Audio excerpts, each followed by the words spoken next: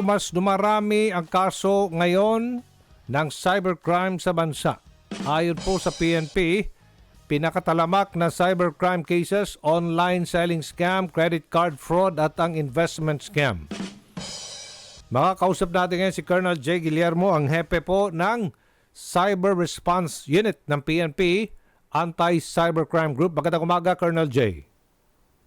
Magandang umaga po, Sir Aljo. Opo, sa ngalan ni Kong Erwin Tulfo. Opo, mas tumaas ngayon, tama ho ba? First quarter ito this year, ang cybercrime kung ikukumpara natin last year. Tama po yung data, Sir Aljo, Opo. dahil ang pinagparahan po natin yan ay yung last quarter po ng 2023 Oho. versus the first quarter of 2024. Opo, ano pong mga pangunahing mga krimen ito online? Katulad nga po ng sinabi nyo, yung online selling, yung credit card fraud, and saka yung investment scam.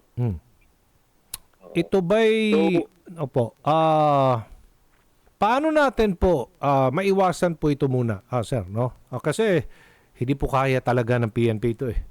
Hindi kaya ng gobyerno ito. Itong naglipa na ngayong mga kalokohan sa online. Ano po ang dapat gawin muna ng ating mga kababayan para hindi po sila maloko dito?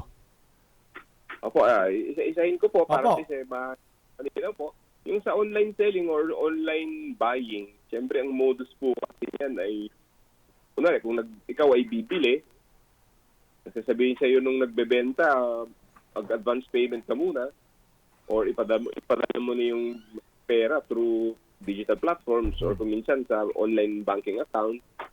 So pag natanggap na nila yung pera, i-block ka na or hindi mo na sila makakausap.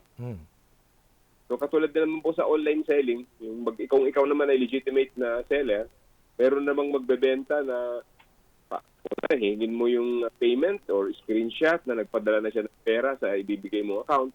But sometimes edited ito, tapos siyempre maniniwala ka naman na dahil sobrang bit mo, marami kang transaction online, hindi mo na mapansin na hindi pala totoo, and then naipadala mo na yung item doon sa tao. And then saka mo lang ma-realize na nabiktima ka pala, saka mo palang titignan na wala palang naipadala na pera. So dito naman po sa mga credit card fraud, ang ginagawa po ng mga scammer kung minsan ay yung meron kang napindutan na link, tapos biglang naibigay mo yung information mo through sa mga credit card na yan, or kung minsan ang ating mga phones na biglang nakukuha ang ating mga identity. So yan po yun. So doon naman sa investment scam, ito po yung mga nang-engganyo na maglagat ka ng pera, na merong negosyo or merong kikitain na wala ka namang gagawin, or kung minsan magtatayo ng isang restaurant na grupo sila na they will invest. Yung mga ganun po. So first month, magkikita po yan, bibigyan ka ng pera. Second month, bibigyan ko yun ng kita. Pagdating third month, manghihingi na naman ng additional. And in the following month, wala ka ng hindi ka na ba bibigyan at naloko ka na po. Sige. Unahin natin ano pong dapat para maiwasan po ito. Online selling scam. Number 1, ang gagawin ng mga tao dito na mga would-be victim, huwag mo na magbigay ng pera online. Huwag mag-send through wallet, mga e-wallets. Tama po yun. Okay. Talaga ng factor yan eh. Pera po eh. So kung basta naloko ka niya, naibigay mo yung pera or nakuha mo yung item, naipadala mo na yung item, wala na po. So dapat dito, sir, cash on delivery. Maganda yata, cash on delivery. Opo, Ayan. maganda po yung cash on delivery. Dahil ang procedure po ngayon sa cash on delivery ay kumbaga pag ayaw mong tanggapin talagang hindi ka na nila magpupersa na tanggapin. Totoo po yan, Colonel. Yan ginagawa ko eh. COD. Kasi yung iba, humihingi 50% down payment. May iba talaga, full payment. Sabi ko, kalokohan to. Sabi ko, i-COD ninyo.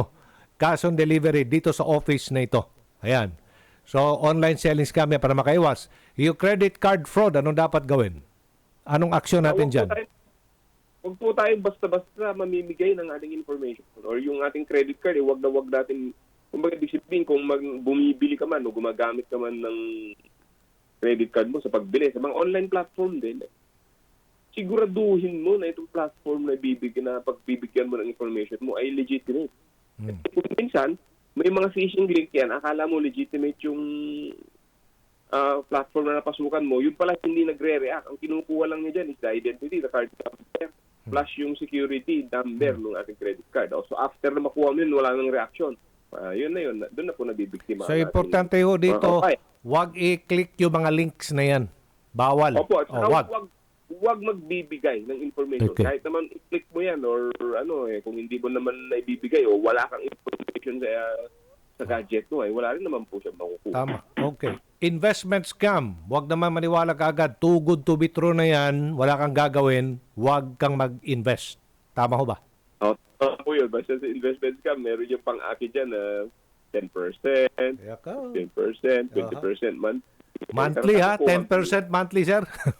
Kalokohan. Opo, meron pang ganun eh. Siyempre, sabi ko, kalokohan niya sa bangko nga, 3% Oo na nga. binibigay nila. Annually pa. Yearly sa bangko, 3%. Ganun mga Pilipino eh. Gusto kagad magkapera. Ito maganda to, 15% monthly. Ay, sus. Opo. Wag. Mostly po, ang nakikita po natin nagiging biktima dyan sa investment scam sa radyo is yung yung mga OFWs or asawa ng ating mga OFWs na meron silang hawak na pera na gusto nilang pataguin. So, pag gumamit sa social media, merong groups or chat groups na silang pinasok para bang nag-usap-usap sila that they will invest. Para nag-aantay lang na mabibiktima. Ito pa, meron pong iba. Makikipagkaibigan sa iyo. Magaganda at gwapo pa. O yan. Marami yung ganun. Pagkatapos yan, iba na. Scammer na pala. Ano po yung modus niyan, sir? Marami ho. Ako sa IG, marami nakikipag-usap sa akin dun. Wow, ang gaganda pa nito. Kung ano, parang AI eh. Alam ko yung AI eh. Opo. Love scam. Opo. Paano po ito?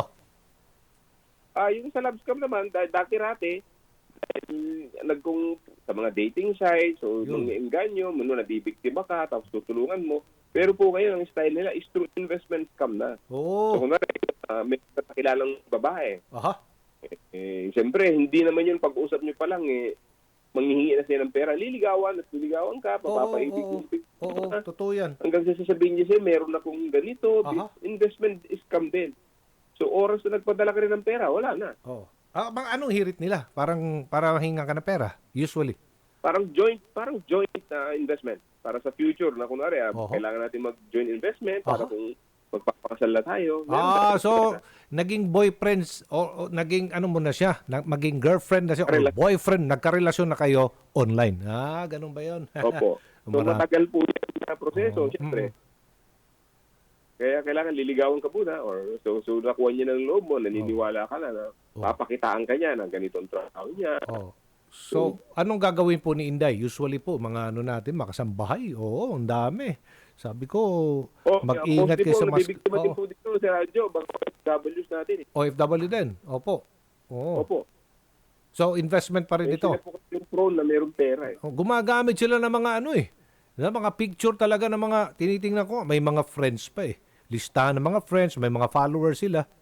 Ano pong dapat mong gawin? Para makita mo, legit talaga ito. Ito talaga totoong tao, hindi ito scammer. Napakahirap po. Hirap, di ba? Alam mo kung bakit Pag nakapublic po kasi ang picture, kunwari sa ibang bansa, ibang lupalop, hindi mo naman naambutin yan dahil ang ginagawa po kasi ng platform, kunwari sa Pilipinas, yung mga Pilipino ipapakita niyo sa yung picture para makilala mo. Pero kung ang picture na kukunin niya ay sa ibang bansa, talagang hindi po natin makikilala kung sino po talaga yan. So, ang paggamit po ng social media ay maganda, pero kung pagdating dun sa mararamdaman mong lolokohin ka na, huwag mo nang i-engage. Bibitawan po. Meron po dito, blue check ng Meta. Halimbawa sa aking FB page, meron akong blue check. Tama ho ba? Doon ka na lang sa may blue check. May mga verified na mga accounts. Verified accounts. Yan. Pwede yun? Pwede po yun, pero kung minsan po kasi ang kinukuha po ng social media ay picture lang naman po Although imamat yan, siyempre sa Pilipinas, katulad po sa Pilipinas, for us to identify a person is through name and address and the ID he or she used. Okay. So, ibig sabihin, I can create a fake ID or fake identity. Okay.